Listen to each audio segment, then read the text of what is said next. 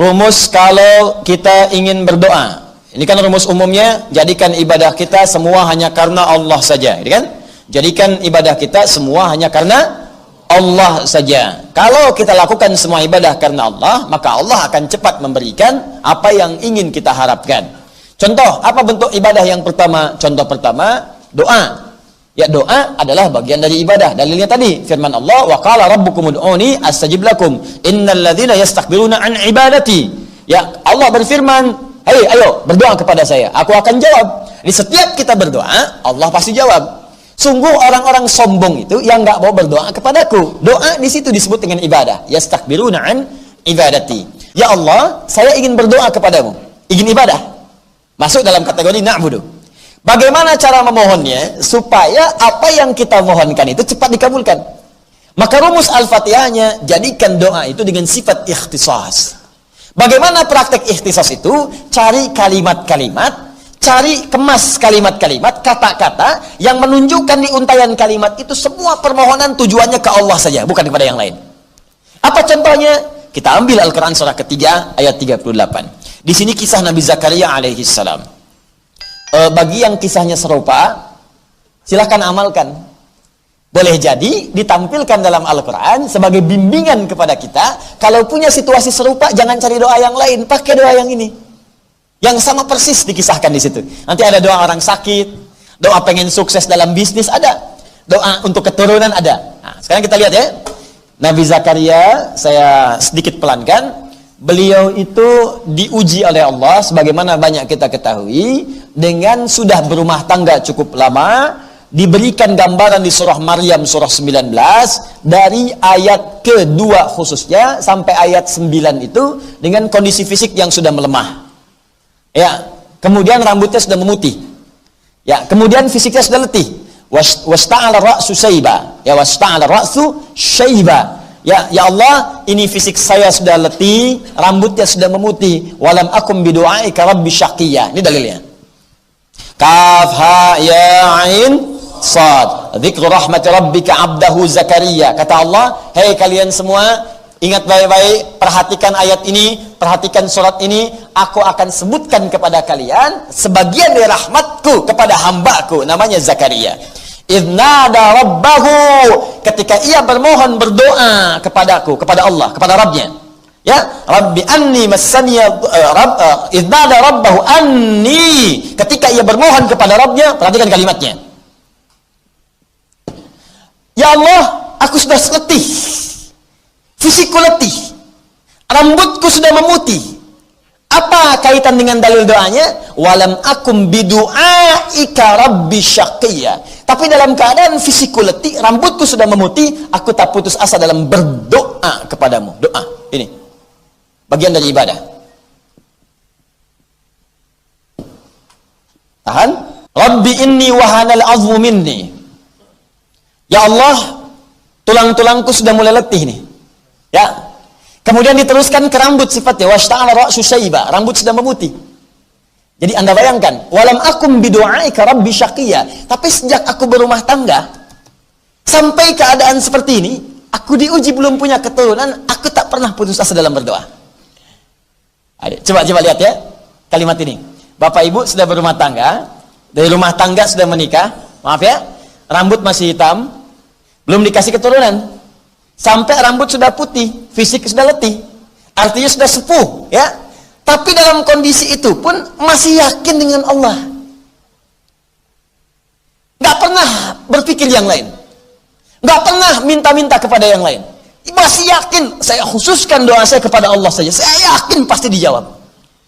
Ini adab yang pertama. Jadi ikhtisas yang pertama itu, kalau Anda ingin memohon sesuatu, maka hadirkan puncak harapan kita yang paling dalam hanya kepada Allah saja. Walaupun situasi yang dihadapi oleh kita, kata orang mustahil. Ya biarin aja orang bilang apa. Ini Nabi Zakaria lebih dahsyat lagi. Rambut memutih, fisik sudah letih, istrinya divonis oleh medis sudah monopos dan mandul. Jadi kata medis gak mungkin punya keturunan. Tapi apa yang menjadikan beliau kemudian begitu yakin doanya akan dikabul? Ini ikhtisas ini. Mustahil bagi manusia, tidak ada yang mustahil bagi Allah Subhanahu wa taala. Maka dihadirkan puncak keyakinan yang paling dalam, saya ingin khususkan permohonan pada Allah saja yang tidak punya batas mustahil dalam kehidupan. Setelah ada keyakinan kuat ini, baru kalimatnya muncul. Perhatikan kalimatnya di Quran surah ketiga ayat 38. Hunalika da'a Zakaria rabbah. Maka di mihrab itu Nabi Zakaria bermohon kepada Rabbnya. Qala rabbi habli min ladunka dzurriyyatan thayyibah innaka sami'ud du'a. Fokus baik-baik. Ya, saya terjemahkan dulu. Qala rabbi habli.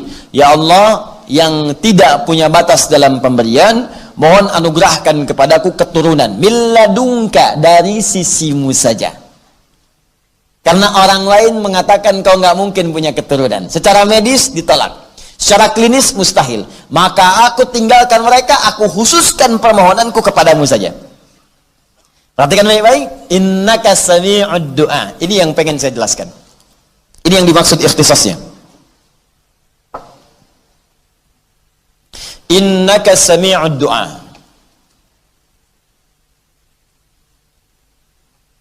Innaka sami'ud du'a. Napa ini Pak Bu ya? Saya kotakin ya. Innaka sami'ud du'a. Perhatikan bagaimana cara menerjemahkan kalimat ini dengan kalimat yang sangat indah. Terjemahan yang sangat menyentuh. Ini kalau orang baca bahasa dengan orang Arab, baca kalimat seperti ini dalam sekali maknanya. Bapak Ibu sekalian, perhatikan baik-baik. Pertama, di sini digunakan penguat nun taukid. Inna. Harfu nasbin wa taukidin tansibul isma wa tarfa'ul khabar. Harfu nasbin, huruf yang menasabkan. Kalau di ilmu nahwu menasabkan kalimat setelahnya menjadi fathah. Tapi kalau di ilmu lughah, ini bukan sekedar menasabkan, menjadikan harokat setelahnya fathah. Misal, inna setelahnya ada masjid, harokat di ujungnya fathah. Innal masjidah, pasti a, fathah, fathah, fathah. Itu nahwu. Tapi kalau ngaji ilmu lughah, nasbin itu artinya menguatkan, menancapkan sesuatu kepada jiwa. Orang Arab mengatakan nasabar rajulu asahu alal ardi. Seorang lelaki menancapkan tongkatnya ke bumi begini. Nancap, kuat. Sehingga gak goyah. Nah, kalau kalimat menggunakan inna, itu artinya kita ingin mengungkapkan sesuatu dengan kuat. Saking kuatnya kita tancapkan keyakinan dalam hati kita. Ya, jadi kalau dalam bahasa kita begini, ya Allah, saya yakin seyakin-yakinnya. Dan saya tancapkan keyakinan itu di hati saya. Kak, cuman Engkau ya Allah. Sami'ud du'a, yang pasti mendengar doa saya. Jadi saya tancapkan keyakinan itu di jiwa saya. Hanya Engkau yang pasti mendengar doa saya. Kalau pada yang maha mendengar saja tidak mengabulkan, di sini ikhtisasnya. Kalau pada yang maha mendengar saja tidak mengabulkan, lantas kepada siapa lagi aku mesti memohon? Dalam sekali. Di ketika mengkhususkan sesuatu minta kepada Allah, dicarilah oleh Anda semua kalimat yang sangat menyentuh, yang dengan kalimat itu sulit rasanya untuk mengelak.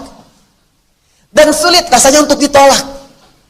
Ya, bagaimana Allah bisa menolak dengan kalimat seperti ini? Perhatikan, ya Allah, aku tancapkan keyakinan yang paling dalam bahwa hanya Engkau yang maha mendengar doa saya. Kalau yang maha mendengar saja tidak mengabulkan doaku, lantas kepada siapa lagi aku mesti meminta? Kalau dengan segenap keyakinan ini aku sudah memohon, belum Kau kabulkan juga, tolong tunjukkan kepada aku ya Allah, dengan cara apa lagi aku mesti memohon kepadamu? Cari kalimat itu. Jadi kalau Bapak Ibu perhatikan bahasa-bahasa Al-Quran, itu para Nabi dan Rasul itu sering mencari kalimat-kalimat dan penjabaran dari makna ikhtisas ini. Sering. Banyak sekali. Contoh, buka Quran surah ke-21 Al-Anbiya. Ayat ke-83 sampai 84. Kisah Nabi Ayub. Nabi Ayub apa ujiannya? Sakit. Ya, sakitnya itu tidak seperti sakit zaman orang-orang sekarang, atau bahkan sejak Nabi Muhammad SAW diutus. Beliau pernah sakit, tapi Allah menurunkan tentang kisah Nabi Ayub. Seakan ingin mengatakan, Muhammad SAW kamu sakit, ada yang lebih parah dari kamu penyakitnya.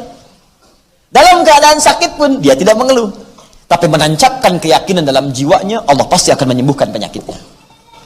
Awas Bu ya, Pak ya, kunci pertama itu yakin dulu. Inna, taukid, nasab, yakinkan. Jadi kalau Anda berdoa nggak yakin, tak akan dikabul Pak, Bu, tak akan dikabul. Ya Allah, mohon ya Allah, jadikan aku bisa mendapatkan tender besok ketika tender ya Allah. Itu pun kalau Engkau yakin ya Allah, aku jadi baik. Kalau tidak, terserah Engkau, yang nggak akan jadi. Ya Allah, besok aku akan lamaran. Mohon ya Allah, lembutkan hati kedua orang tuanya agar menerima lamaran yang aku sampaikan. Itu pun kalau menurut engkau, dia yang terbaik untukku. Minta yang yakin doanya. Istighfar dulu, ta'aruf yang baik, minta yang baik, minta dengan penuh kekuatan. Ya Allah, anugerahkan kesembuhan kepadaku ya Allah. Sekarang kita lihat bagaimana Nabi Ayub memohon. Lihat baik-baik. Quran surah ke 21 ayat 83. Wa ayyuba, pakai fathah. Yuk ngaji pakai ilmu nahwu, pakai ilmu nahwu. Dipakai ilmunya. Wa ayyuba, Allah tidak mengatakan wa ayyubu wa ayyubi. Padahal mubtada di awal kalimat itu pasti rafa. Mubtada di awal kalimat pasti rafa, alamatnya dhammah. Tapi karena ataf, orang berkata Ustaz ini ataf, baunya ikut kepada huruf sebelumnya, makanya fathah. Bukan seperti itu juga. Kalau kita pakai ilmu lughahnya, apalagi lughatul Quran, wa ayyuba, fathah itu sesuatu yang terbuka. Kalau ada informasi dibuka oleh Allah menggunakan fathah, maka cara menerjemahkannya adalah wa ayyuba, dan sekarang aku akan buka kisah Ayub alaihi salam. Saat aku uji dia dengan penyakit yang paling berat yang pernah dirasakan olehnya, tak pernah dialami oleh orang sebelumnya, tak akan dirasakan oleh orang setelahnya. Nah, sekarang perhatikan baik-baik. Iznada rabbahu, ketika beliau saat sakit itu tidak putus asa berdoa kepada Allah Rabbnya. Doa sakit nih Bu, Pak. Anni massani yadurru wa anta arhamur rahimin. Ya Allah, penyakit itu telah mulai melukaiku, maksudnya mengganggu aku untuk memaksimalkan ibadah kepadamu. Oh, indah. Nih kaidah yang ketiga. Satu, yakin. Ingat kan? Sudah tadi ya? Kalau berdoa mesti yakin. Dua, cari kalimat yang indah, yang menyentuh, yang seakan-akan kalau disampaikan gak ada peluang untuk ditolak. Yang ketiga, lihat sini. Niatkan apa yang kita mohonkan untuk menguatkan ibadah kita kepada Allah. Kaidah ketiga. Niatkan apa yang kita mohonkan untuk menguatkan ibadah kita kepada Allah. Maka ini akan cepat dijawab. Perhatikan kata Nabi Ayub. Rabbi, awas, idnada rabbahu anni massani yadurru wa anta arhamur rahimin. Ya Allah, penyakit ini sudah mengganggu saya untuk bisa beribadah dengan sempurna kepadamu. Ini Nabi Ayub itu ketika diuji dengan penyakit, ada yang mengatakan 20 tahun. Ada yang mengatakan lebih dari itu. Ada yang mengatakan 17 tahun. Istrinya berkata, Papa itu kan Nabi. Papa itu Rasul. Minta sama Allah supaya disembuhkan. Ditanya sama Ayub pada istrinya. Kata Nabi Ayub, berapa lama kita kaya? 20 tahun. Berapa lama kita kemudian bahagia? 20 tahun. Berapa lama kita sehat? 20 tahun kurang lebih. Sekarang berapa lama saya diuji dengan penyakit ini? 7 tahun. Ada jawaban 5 tahun. Kata Ayub alaihissalam, nanti aja. Kalau sakitnya, ujiannya sama-sama dengan sehat. Sama lamanya, sama-sama 20 tahun. Nanti aja kalau ujian miskin kita sama-sama dengan kaya kita 20 tahun. Kita diuji kaya 20 tahun santai aja. Kenapa baru diuji miskin 7 tahun sudah mengeluh? Bukankah dua-duanya sama datang dari Allah? Nanti kalau ujian kemiskinan kita sama dengan kaya kita jumlahnya 20 tahun baru aku memohon kepada Allah. Malu rasanya dikasih kaya 20 tahun kita biasa-biasa. Dikasih miskin baru 7 tahun sudah mengeluh. Aku malu kepada Allah. Ayub ahli surga teman-teman. Nabi Rasul dikasih miskin 7 tahun tidak mengeluh. Antum Nabi bukan, Rasul bukan. Baru gagal proyek sekali saja sehari dan hidup tuh masih cukup, masih sudah bikin status. Apakah engkau sudah tidak menyayangiku lagi ya Allah?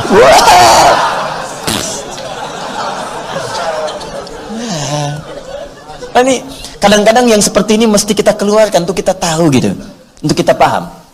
Nah, yang menarik begini, tapi ketika penyakit itu mulai mengganggu beliau untuk ibadah. Kalau urusan dunia biasa, tapi ketika mulai mengganggu ibadah, sudah nggak enak lagi, sudah mulai terganggu kehusyuan, baru minta kepada Allah.